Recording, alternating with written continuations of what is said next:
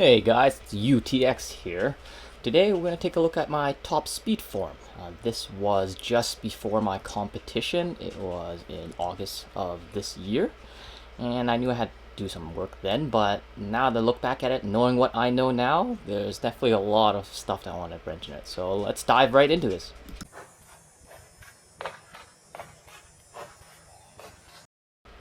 Alright, we played it once, and let's break it down. If you look like you're losing a one-on-one battle with a toilet, it's probably a good sign that you need to relax.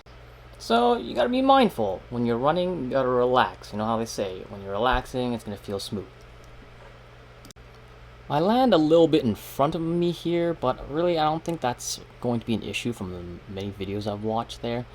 You can see my center of mass there and I'm circling, but the major issue is that I'm landing flat-footed, and as you guys all know, if you're running flat-footed, it's never going to be good time as a so I think it's a combination of technique and an ankle strength issue here, more heavily leaning into the strength aspect, but we'll talk about the technique later on. But for strength wise, I would do pogos, some isometrics for ankles.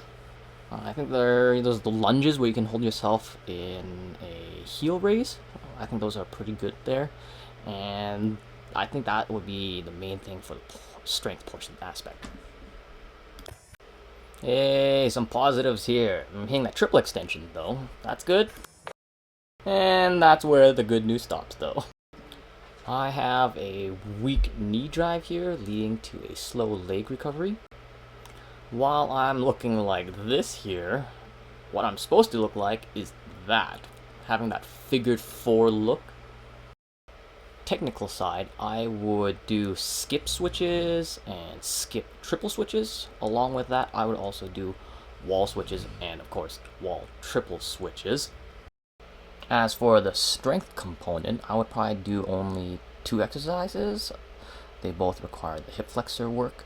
One would require putting a kettlebell on the ground and you slip your feet in between the hole and just raise up.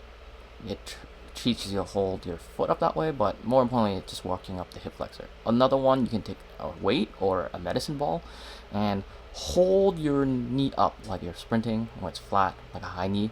Put the weight on top and just continue raising it. Just do knee lifts. So this next part here is going to be a continuation of what I mentioned earlier regarding flat foot, at least the technical aspect. Right here, what's coming up next, try to focus on like the cycling aspect of the form, or lack thereof cycling in my form. So with my right leg, I have a weak knee drive here, and this is what I was talking about the technique earlier. I'm not really whipping from the hip, but I found this to be an issue with B skips. There's so much misinformation out there that it's hard to follow. The way I used to do B skips was what you might see more often out there on YouTube, that huge outward kicking motion, but that's clearly false, and it's being spread so much, I don't know why. Because look at it. In sprinting, at what point in your sprinting form are you whipping your leg and booting it out there like King Leonidas? But I digress.